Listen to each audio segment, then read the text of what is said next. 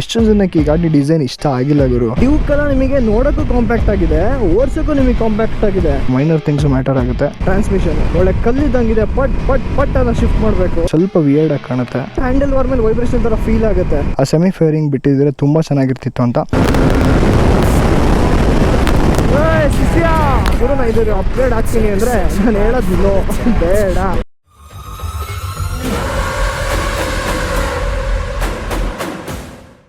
ನಮಸ್ಕಾರ ಗುರು, ಎಲ್ರಿಗೂ ಇನ್ನೊಂದು ಹೊಸ ವಿಡಿಯೋಗೆ ಸುಸ್ವಾಗತ. ಇವತ್ತು ನಮ್ಮ ಮುಂದೆ ಇದೆ ದಿ ಆಲ್ ನ್ಯೂ ಅಪ್ರಿಲಿಯಾ 210 457.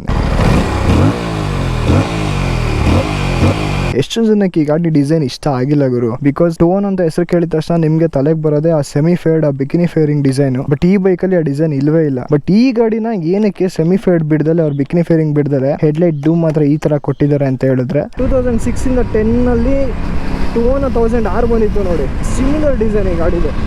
ಅದರಿಂದಾನೆ 100% ಇನ್ಸ್ಪೈರ್ ಆಗಿರೋರು ಈ ಗಾಡಿನ. ಒಂದ್ ಸ್ವಲ್ಪ ಹಿಸ್ಟ್ರಿ ಬಗ್ಗೆ ಮಾತಾಡ್ತೀನಿ, ನೀಟಾಗಿ ಕೇಳಿಸ್ಕೊಂಡ್ಬಿಟ್ಟಿದ್ದೇನೆ. 1998 ಇಂದ 2003 ವರೆಗೂ ಒಂದು ಗಾಡಿ ಬಂತು, RSV ಮಿಲ್ಲೆ ಅಂತ. ಅದು 1000cc ಗಾಡಿ. ಅವ್ರು ಅವಾಗಲೇ 2 ಸಿಲಿಂಡ್ರಲ್ಲಿ 1000cc ಗಾಡಿಗಳನ್ನ ಮಾಡ್ತಿದ್ರು. 2002 ಇಂದ ಆ ಗಾಡಿನ ಬೇಸ್ ಆಗಿ ಇಟ್ಕೊಂಡು ಅದರದೇ ಚಾಸಿ ಇಂಜಿನ್ ಎಲ್ಲ ಇಟ್ಕೊಂಡು ಕಂಪ್ಲೀಟ್ ಪಾರ್ಟ್ಸ್ ಎಲ್ಲ same, but headlight doom fairing ನ ತೆಗೆದ್ಬಿಟ್ಟು 210 ಫೇರಿಂಗ್ ಮಾಡಿದ್ರು. ಆ 210 ಫೇರಿಂಗ್ ಬಂದ್ಬಿಟ್ಟು ನಿಮ್ಗೆ ಆ ಬಿಕಿನಿ ಫೇರಿಂಗ್, ಸೆಮಿ ಫೇರಿಂಗ್ ಅಂತ ಸ್ಟಾರ್ಟ್ ಆಯ್ತು. 2005 ವರ್ಗೂ ಒಂದು ವರ್ಷ ಆದ್ಮೇಲೆ, ಆಮೇಲೆ 2006 ಇಂದ 10 ವರ್ಗೂ ಒಂದು ವರ್ಷ ಬಂತು. ಅವಾಗ 21000 R ಅಂತ. ಆ ಗಾಡಿನ ನೀವು ನೀಟಾಗಿ ಅಬ್ಸರ್ವ್ ಮಾಡಿದ್ರೆ ಅದಕ್ಕೆ ನಿಮ್ಗೆ ಬಿಕಿನಿ ಫೇರಿಂಗ್ ಆಗಿರ್ಲಿ, ಸೆಮಿ ಫೇಡ್ ಆಗ್ಬಿಟ್ಲಿ ತೆಗೆದ್ಬಿಟ್ಟಿದ್ದಾರೆ. ಎಕ್ಸಾಕ್ಟ್ ಅಲ್ಲ, ಬಟ್ ಇದೇ ತರ. ಅದಕ್ಕೆ ಫೇರಿಂಗ್ಸ್ ಅನ್ನೋದು ಇರ್ಲಿಲ್ಲ. ಆ ಗಾಡಿ ಇನ್ಸ್ಪಿರೇಷನ್ ಮೇಲೆ ತಗೊಂಡು ಈ ಗಾಡಿನ ಬಿಟ್ಟಿದ್ದಾರೆ. 100% ಹೇಳ್ಬೋದು ಅದನ್ನ ಮಾತ್ರ. ಬಟ್ ಇದು ಎಷ್ಟೊಂದು ಜನಕ್ಕೆ ಗೊತ್ತಿಲ್ಲ ಈ ವಿಷಯ. ಈ ಫ್ರಂಟ್ ಲಿಪ್ ಆಗಿರ್ಲಿ ಸೇಮ್ ಅದೇ ಗಾಡಿ ತರ ಇದೆ, ಬಟ್ ಲೈಟ್ ಡಿಸೈನ್ ಎಲ್ಲ ಬೇರೆ. ಬಟ್ 2010 ಆದ್ಮೇಲೆ 11 ಇಂದ ನಿಮ್ಗೆ V4 ಕ್ಯಾರೆಕ್ಟರ್ ನ ಇಂಟ್ರೊಡ್ಯೂಸ್ ಮಾಡಿದ್ರು. ಅದನ್ನೇ RS V4 ಅಂತ ಕರೆದ್ರು. ಆಮೇಲೆ 210 V4 ಅಂತ ಬಂತು. ಅವಾಗಿಂದ ಅವರು ತಿರ್ಗಾ ಸೆಮಿ ಫೇಡ್, ಆ ಬಿಕಿನಿ ಫೇರಿಂಗ್ ನ ಬಿಡೋಕ್ ಸ್ಟಾರ್ಟ್ ಮಾಡಿದ್ರು. ಪ್ರೆಸೆಂಟ್ 2025 ವರ್ಗು. ಫಸ್ಟ್ ನಾನು ಅವಿನೀಶ್ ಮೋಟರ್ ಅವ್ರಿಗೆ ಥ್ಯಾಂಕ್ಸ್ ಹೇಳ್ಬೇಕು. ಅಡ್ರೆಸ್ ಆಮೇಲೆ ಫೋನ್ ನಂಬರ್ ಡಿಸ್ಕ್ರಿಪ್ಷನ್ ಅಲ್ಲಿ ಹಾಕಿರ್ತೀನಿ, ಚೆಕ್ಔಟ್ ಮಾಡಿ. ಅದಕ್ಕಿಂತ ಸ್ಪೆಷಲ್ ಥ್ಯಾಂಕ್ಸ್ ಹೇಳ್ಬೇಕಾಗಿರೋದು KTM ಅಲ್ಲಿ ರೋಹಿತ್ ಅಂತ ಒಬ್ರು ಇದ್ದಾರೆ, ನಮ್ಮ ಫ್ರೆಂಡ್ ಅವರು. ಅವ್ರ ಥ್ರೂ ಇಂದ ನಮ್ಗೆ ಭರತ್ ಅವ್ರ ಪರಿಚಯ ಆಗಿ ಅವ್ರ ಥ್ರೂ ಸಿಕ್ತು ನನಗೆ ಗಾಡಿ. I am very thankful for them. Pop ಬರುತ್ತೆ, ಬಟ್ ಲೈಟಾಗಿ ಕೇಳಿಸುತ್ತೆ. ಎಕ್ಸಾಸ್ಟ್ ಹಾಕಿದ್ರೆ ಸಗದಾಗಿ ಕೇಳುತ್ತೆ. ಬಟ್ ಇದಕ್ಕೆಲ್ಲ ಸ್ಲಿಪ್ಪನಲ್ಲಿ ಹಾಕ್ಬಾರ್ದು. ಹಾಕಿದ್ರೆ ಫುಲ್ ಸಿಸ್ಟಮು, ಟೈಟಾನಿಯಮು, ಒರಿಜಿನಲ್ ಎಕ್ಸಾಸ್ಟೇ ಹಾಕಬೇಕು. ಸೊ ಬನ್ನಿ ಟಾಪ್ ಎಂಡ್ ಹೊಡಿಯೋಣ.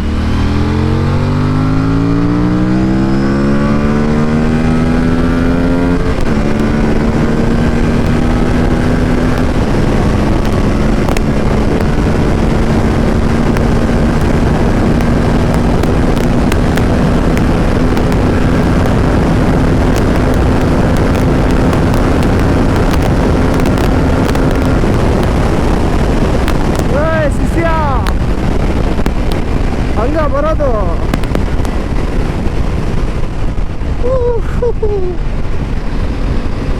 ಸಾಕಾಗಿದೆ ಗುರು. ಬಟ್ ಏನಂದ್ರೆ ನನಗೆ 457 ಅಲ್ಲಿ ವೈಬ್ರೇಷನ್ ಫೀಲ್ ಆಗ್ತಿರ್ಲಿಲ್ಲ ನನಗೆ. ಬಟ್ ಇದ್ರಲ್ಲಿ ಸ್ವಲ್ಪ ಹ್ಯಾಂಡಲ್ ಬಾರ್ ಮೇಲೆ ವೈಬ್ರೇಷನ್ ಫೀಲ್ ಆಗ್ತಿದೆ. ಫುಟ್ ಪೆಕ್ಸಲ್ಲಿ ಅಷ್ಟು ಫೀಲ್ ಆಗ್ತಿಲ್ಲ. ಬಟ್ ಹ್ಯಾಂಡಲ್ ಬಾರ್ ಮೇಲೆ ಸ್ವಲ್ಪ ವೈಬ್ರೇಷನ್ ಇದೆ. ಬಟ್ ಇನಿಷಿಯಲ್ ಆಗಲಿ, ಮಿಡ್ ರೇಂಜ್ ಆಗಲಿ, ಟಾಪ್ ಎಂಡ್ ಆಗಲಿ, ಪೀಸ್ ಆಫ್ ಕೇಕ್ ಗುರು. ಸಖತ್ತಾಗಿ ಎಳೆಯುತ್ತೆ. ಬಟ್ ಸ್ವಲ್ಪ ವಿಂಡ್ಲೆಸ್ ಜಾಸ್ತಿನೇ ಇದೆ. ನೇಕೆಡ್ ಆಗಿರೋದ್ರಿಂದ ಆಬ್ವಿಯಸ್ಲಿ ಏನೂ ಮಾಡೋಕ್ಕಾಗಲ್ಲ. ಗಾಡಿ ಬಂದ್ಬಿಟ್ಟು ಕಂಪ್ಲೀಟ್ಲಿ RS 457. ಸಸ್ಪೆನ್ಷನ್ ಆಗಿರ್ಲಿ, ಫ್ರಂಟ್ ಅಂಡ್ ರಿಯರ್. ಫ್ರಂಟ್ ಅಲ್ಲಿ UST ಫೋಕ್ಸ್ ಬರುತ್ತೆ, ರಿಯರ್ ಅಲ್ಲಿ ಅಡ್ಜಸ್ಟಬಲ್ ಸಸ್ಪೆನ್ಷನ್ ಬರುತ್ತೆ, ಅಲ್ಯೂಮಿನಿಯಂ ಪೆರಿಮೀಟರ್ ಚಾಸಿ ಬರುತ್ತೆ. ಇಂಜಿನ್ ಬಂದ್ಬಿಟ್ಟು ಚಾಸಿಗೆ ಹ್ಯಾಂಗ್ ಆಗಿರೋ ತರ, ಬಟ್ ಇಂಜಿನ್ ಇಷ್ಟು ಎಸ್ ಮೆಂಬರ್ ಆಗಿ ಆಕ್ಟ್ ಮಾಡುತ್ತೆ. ಕೆಳಗಡೆ ಯಾವ್ದು ಕ್ರಾಡಲ್ ಬರಲ್ಲ. ಇದು ಆಲ್ಮೋಸ್ಟ್ ನಿಮ್ಗೆ ದೊಡ್ಡ ಸೂಪರ್ ಬೈಕ್ಸ್ ಅಲ್ಲೆಲ್ಲ ಯೂಸ್ ಮಾಡೋ ಚಾಸಿ ಇದೇ ಡಿಸೈನ್, ಪೆರಿಮೀಟರ್ ಚಾಸಿ. ಸ್ವಿಂಗಮ್ ಕೂಡ ಅಲ್ಯೂಮಿನಿಯಂ ಬರುತ್ತೆ. Everything is same from RS 457. ನಿಮಗೆ ಮೇಜರ್ ಆಗಿ ಚೇಂಜ್ ಆಗಿರೋದೇನು ಅಂದ್ರೆ ಹ್ಯಾಂಡಲ್ ಬಾರ್ ಚೇಂಜ್ ಆಗಿದೆ, ಫ್ರಂಟ್ ಡೂಮ್ ಲೈಟ್, ಆಮೇಲೆ ಫೇರಿಂಗ್ ನ ತೆಗೆದಾಕಿದ್ದಾರೆ ಅಷ್ಟೇ. ಟ್ಯಾಂಕ್ ಸ್ಲೈಟ್ಲಿ ಚೇಂಜ್ ಮಾಡಿದಾರೆ ಅಂತಾರೆ. 12.7 ಲೀಟರ್ ಬರುತ್ತೆ. RS ಅಲ್ಲಿ ಬಂದ್ಬಿಟ್ಟು ನಿಮಗೆ 13 ಲೀಟರ್ ಫ್ಯೂಲ್ ಟ್ಯಾಂಕ್ ಬರುತ್ತೆ. ಇಂಜಿನ್ ಬಂದ್ಬಿಟ್ಟು ನಿಮಗೆ twin cylinder liquid cooled 270 degree crank ಇರೋ ಸ್ಕ್ವೇರ್ ಇಂಜಿನ್ ಸಿಗುತ್ತೆ ನಿಮ್ಗೆ ಇದರಲ್ಲಿ. ಡ್ಯೂಕ್ ವಿಡಿಯೋದಲ್ಲಿ ಎಕ್ಸ್ಪ್ಲೈನ್ ಮಾಡಿದ್ದೀನಿ, ಆಮೇಲೆ RS ವಿಡಿಯೋದಲ್ಲಿ ನಾನು ಎಕ್ಸ್ಪ್ಲೈನ್ ಮಾಡಿದ್ದೀನಿ. ಆ ವಿಡಿಯೋ ನೋಡಿದ್ರೆ ಡಿಸ್ಕ್ರಿಪ್ಷನ್ ಅಲ್ಲಿ ಲಿಂಕ್ ಇರುತ್ತೆ, ಮೇಲೆ ಐ ಬಟನ್ ಅಲ್ಲಿ ಬರ್ತಿರುತ್ತೆ, ಚೆಕ್ಔಟ್ ಮಾಡ್ಕೊಂಡ್ ಬನ್ನಿ. ಸೊ ಅದೊಂದು ಯೂನಿಕ್ ಇಂಜಿನ್ ಇರೋದ್ರಿಂದ ನಿಮಗೆ low end, mid end, top end ಅವರು ಸಕ್ಕದಾಗಿ ಬ್ಯಾಲೆನ್ಸ್ ಮಾಡಿದ್ದಾರೆ. ಗ್ರಾಫ್ ಕರೆಕ್ಟಾಗಿ ಬ್ಯಾಲೆನ್ಸ್ ಆಗಿದೆ. ಪವರ್ ಪ್ರೊಡ್ಯೂಸ್ ಮಾಡೋದು ಬಂದ್ಬಿಟ್ಟು 47 horse power. 43 Nm of torque. Exhaust ನೋಡ್ಬೋದು ಸೇಮ್ RS457 ತರನೇ ಅಂಡರ್ ಬೆಲ್ಲಿ ಬರುತ್ತೆ. ಸೇಮ್ ಇಂಜಿನ್ ಹಾಕಿರೋದ್ರಿಂದ ಇದು ಮೇ ಫ್ರೇಮ್ ಕೂತಾಗ ಫ್ರೇಮಿಗೆ ಲಾಕ್ ಮಾಡಕ್ಕೆ ಇಲ್ಲೊಂದು ನಟ್ಟಿ ಇತ್ತು ಅನ್ಸುತ್ತೆ. ಫ್ರೇಮ್ ತೆಗ್ದಿರೋದ್ರಿಂದ ಇದು ಹಂಗೆ ಬಿಟ್ಟಿದ್ದಾರೆ. ಇದೊಂದು ಸ್ವಲ್ಪ ವಿಯರ್ಡ್ ಆಗಿ ಕಾಣುತ್ತೆ. ಬಟ್ ಅದಕ್ಕೆ ನಾವು ಫ್ರೇಮ್ ಸ್ಲೈಡರ್ಸ್ ಹಾಕಕ್ಕಾಗಲ್ಲ. ಗಾಡಿ ಬಿದ್ದಾಗ ಫ್ರೇಮ್ ಸ್ಲೈಡರ್ಸ್ ಏನಾದ್ರು ಬೆಂಡ್ ಆಯ್ತು ಅಂದ್ರೆ ಹೆಡ್ಗೆ ಹೊಡ್ತಾ ಬೀಳುತ್ತೆ. ಈ ಗಾಡಿಗೆ ಆ ಸ್ಪೀಡ್ಸ್ ಎಲ್ಲ ಪೀಸ್ ಆಫ್ ಕೇಕು ಹೆಂಗ್ ಎತ್ಕೊಡುತ್ತೆ ಅನ್ನೋ ಇಂಜಿನ್ ಸ್ಟ್ರೆಸ್ ಆಗೋದೇ ಇಲ್ಲ. ಬಿಕಾಸ್ ಆ 457 ಅದೊಂದು 400cc ಕ್ಯಾಟಗರಿ ಇದೆ. 200 ಸ್ಪಿಟ್ ಆಗಿರುತ್ತೆ 2 ಸಿಲಿಂಡರ್ಗೂ. ಸಿಲಿಂಡರ್ ಸ್ವಲ್ಪ ಹ್ಯೂಜ್ ಇರೋದ್ರಿಂದ ನಾನು KTM ಅಲ್ಲೆಲ್ಲ ನೋಡಿದ್ರೆ ನಿಮ್ಗೆ ವೈಬ್ರೇಷನ್ ಇನ್ನೂ ಜಾಸ್ತಿ ಇರುತ್ತೆ. ಯಾಕಂದರೆ ಸಿಂಗಲ್ ಸಿಲಿಂಡರ್ ಮೇಲೆ ಎಲ್ಲ ಪವರ್ ಬಿದ್ದಿರುತ್ತೆ. ಸೊ ಅಲ್ಲಿ ಸಾಕಷ್ಟು ಸ್ಟ್ರೆಸ್ ಆಗ್ತಿರುತ್ತೆ. ಬಟ್ ಇದ್ರಲ್ಲಿ ಆ ಥರ ಅನ್ಸೋದೇ ಇಲ್ಲ ಗುರು. ಸಕಲಾಗಿದೆ. ಸೊ ಇನಿಷಿಯಲ್ ಸ್ವಲ್ಪ ಪೆಪ್ಪಿನೆಸ್ ಇದೆ RSಗೆ ಕಂಪೇರ್ ಮಾಡಿದ್ರೆ. ಬಿಕಾಸ್ 1 or 2 ಟೀಚ್ಸು ರೇಸ್ ಪ್ರಾಕೆಟ್ದು ಇನ್ಕ್ರೀಸ್ ಮಾಡಿದ್ದಾರೆ. ಇದ್ರಲ್ಲಿ ಏನು ಇಶ್ಯೂ ಅಂತ ನನಗೆ ಅನ್ಸಿದ್ದು ಅಂದ್ರೆ ಇಂಡಿಕೇಟರ್ಸ್ ಇಲ್ಲೆಲ್ಲರೂ ಇಂಟಿಗ್ರೇಟೆಡ್ ಕೊಟ್ಟಿದ್ರೆ ಚೆನ್ನಾಗಿರ್ತಿತ್ತು. ರೇಡಿಯೇಟರ್ ಕೊಟ್ಟಿರೋದು ಏನು ಪ್ರಾಬ್ಲಮ್ ಇಲ್ಲ ಅನ್ಸುತ್ತೆ. ಬಿಕಾಸ್ ಒಳಗಡೆ ಗ್ಯಾಪ್ ಕೊಟ್ಟಿರ್ತಾರೆ. ಆ ರೇಡಿಯೇಟರ್ ಹೀಟ್ ಇಂದ ಇದಕ್ಕೇನು ಎಫೆಕ್ಟ್ ಆಗಬಾರ್ದು ಅಂತ ಅಷ್ಟೆಲ್ಲ R&D ಮಾಡಿರ್ತಾರೆ. ಬಿಕಾಸ್ ಬಿಗ್ ಬ್ರ್ಯಾಂಡ್ ಆಗಿರೋದ್ರಿಂದ ಚೆಕ್ ಮಾಡಲೇಬೇಕು. ಮೈನರ್ ಥಿಂಗ್ಸ್ ಮ್ಯಾಟರ್ ಆಗುತ್ತೆ. ಬಟ್ ಕೂಲೆಂಟ್ ಪ್ಲೇಸ್ಮೆಂಟ್ ಅಲ್ಲಿ ಕೊಟ್ಟಿರೋದು ಸರಿ ನಾವು ತಪ್ಪ ಗೊತ್ತಿಲ್ಲ. ಬಟ್ ಇದೊಂದು ಪ್ಲಾಸ್ಟಿಕ್ ಪ್ರೊಟೆಕ್ಟರ್ ಇದೆಯಲ್ಲ ಅದೊಂದು ಸ್ವಲ್ಪ ಒಳ್ಳೆ ಕ್ವಾಲಿಟಿ ಇದ್ದಿದ್ರೆ ಬೆಟರ್. ಇಂಡಿಯನ್ ರೋಡ್ಸ್ ಹೇಳಕ್ಕಾಗಲ್ಲ. ನಮ್ಮ ಇಂಡಿಯನ್ ರೋಡ್ಸ್ ಹೇಳಕ್ಕಾಗಲ್ಲ. ಮಾಮೂಲಿ ರೋಡಲ್ಲೂ ಕಲ್ಗಳೆಲ್ಲ ಇರುತ್ತೆ. ಬಟ್ ನೀವೇನಾದ್ರು ಆಯಿಲ್ ಫಿಲ್ಟರ್ ನ ಚೇಂಜ್ ಮಾಡಬೇಕು ಅಂದ್ರೆ 100% ಇದನ್ನ ರಿಮೂವ್ ಮಾಡಲೇಬೇಕು. ಅಂಡ್ ಅಲ್ಲಿ ಸ್ವಲ್ಪ ಹುಷಾರಾಗಿರ್ಬೇಕು. ಬಿಕಾಸ್ ಕೂಲೆಂಟ್ ರಿಸರ್ವರ್ ಇದೆಯಲ್ಲ ಅದು ನಿಯರ್ ಟು ಇದೆ. ಇವಾಗ ಲಾಕ್ ಹಾಕ್ಬೇಕಾದ್ರೆ ಹುಷಾರಾಗಿರ್ಬೇಕು. ಅಂಡ್ ಎಕ್ಸಾಸ್ಟ್ ಕೂಡ ಪಕ್ಕದಲ್ಲೇ ಇದೆ. Front and rear tyre same ಬರುತ್ತೆ. 17 ಇಂಚು. ಹಿಂದೆ 150 ಸೆಕ್ಷನ್, ಮುಂದೆ ಬಂದು 110 ಸೆಕ್ಷನ್ ಟೈರ್.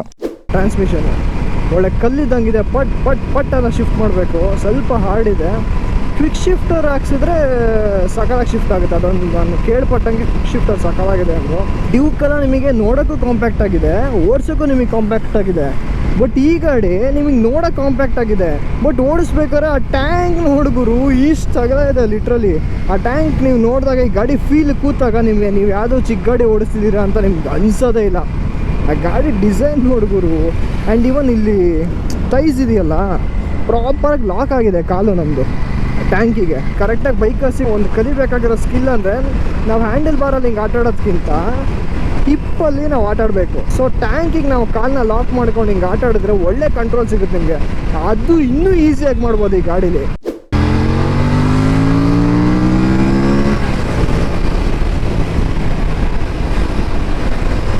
ನೋಡಿ ಹೆಂಗೆ ಕ್ಲಿಕ್ ಮಾಡ್ಬೋದು.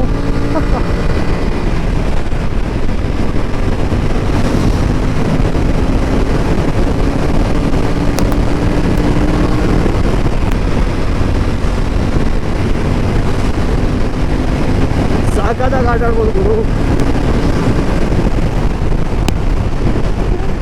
ಸೂಪರ್ ಆಗಿದೆ. ಬಟ್ ಎಲ್ಲೂ ನನಗೆ ಕಾನ್ಫಿಡೆನ್ಸ್ ಲೂಸ್ ಆಗ್ತಿಲ್ಲ. ಆ ಟೈರ್ ಆಗಿರಲಿ, ಚಾಸಿ ಆಗಿರಲಿ, ಅದರಿಂದ ಬರೋ ಹ್ಯಾಂಡ್ಲಿಂಗ್ ಇದೆಯಲ್ಲ ಈ ಗಾಡೀಲಿ.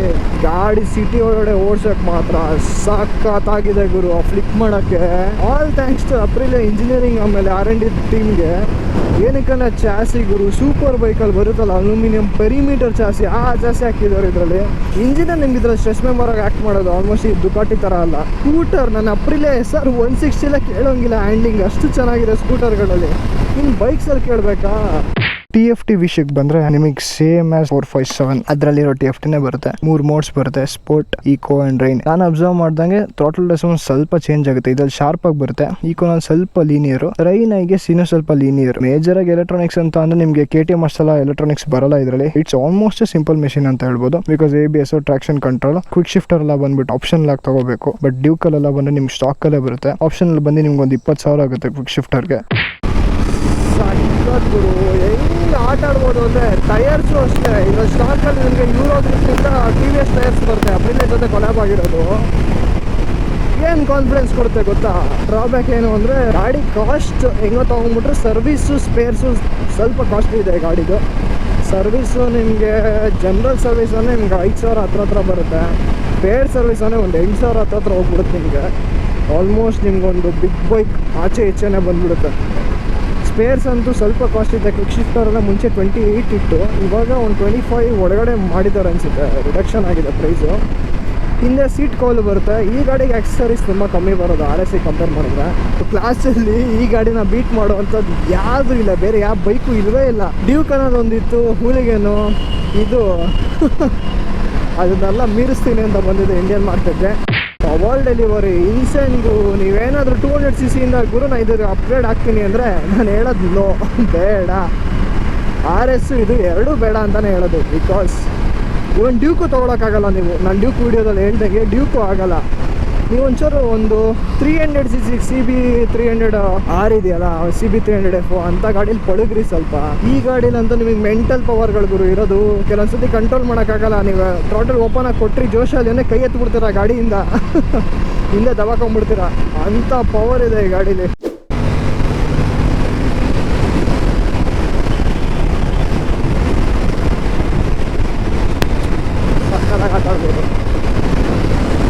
ಆ ಇಂಜಿನಲ್ಲಿ ರನ್ ಆಗೋ ಸಿಲಿಂಡರ್ದು ಫೀಲ್ ನಿಮಗೆ ಇಲ್ಲಿ ಗೊತ್ತಾಗುತ್ತೆ. ಅದು ವೈಬ್ರೇಷನ್ ಥರನೇ ಫೀಲ್ ಆಗುತ್ತೆ ನಿಮಗೆ. ಫುಡ್ ಪೆಕ್ಸಲ್ಲಿ, ಟ್ಯಾಂಕಲ್ಲಿ, ಬಾಡಿ ಪಾರ್ಟ್ಸಲ್ಲಿ ಎಲ್ಲೂ ನಿಮಗೆ ಫೀಲ್ ಆಗಲ್ಲ. ಹ್ಯಾಂಡಲ್ ಬಾರ್ ಮೇಲೆ ಒಂದು ಫೀಲ್ ಆಗುತ್ತೆ. RS ನಿಮಗೆ ಬಂದ್ಬಿಟ್ಟು ಸೂಪರ್ ಸ್ಪೋರ್ಟ್ ಪೊಸಿಷನ್ ಬರುತ್ತೆ. ಅಂದರೆ ಒಂದು ಫುಲ್ ಬಗ್ಗಿರ್ತೀವಿ ನಾವು. ಹ್ಯಾಂಡಲ್ ಬಾರ್ ಆಲ್ಮೋಸ್ಟ್ ಇಲ್ಲಿರುತ್ತೆ. ಸಿಕ್ಕಾಪಟ್ಟೆ ಅಗ್ರೆಸಿವ್ ಇದೆ ಸೀಟಿಂಗ್ ಪೋಸ್ಚರು.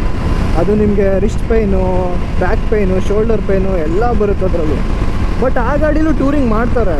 ಏನಂದರೆ ಸೂಪರ್ ಸ್ಪೋರ್ಟ್ ನನಗೆ ತುಂಬ ಇಷ್ಟ ಗುರು. ನಾನು ಅದೇ ಗಾಡಿ ಇರಬೇಕು, ನನ್ನ ಹತ್ರ ಎಲ್ಲ ಸೂಪರ್ ಸ್ಪೋರ್ಟೇ ಇರಬೇಕು ಹೇಳಿ ಮಾಡಿಸಿದ ಗಾಡಿ ಅದು ಅವ್ರಿಗೆ. ಬಿಕಾಸ್ ಆ ಪೊಸಿಷನ್ ಇಷ್ಟ ಇರುತ್ತೆ.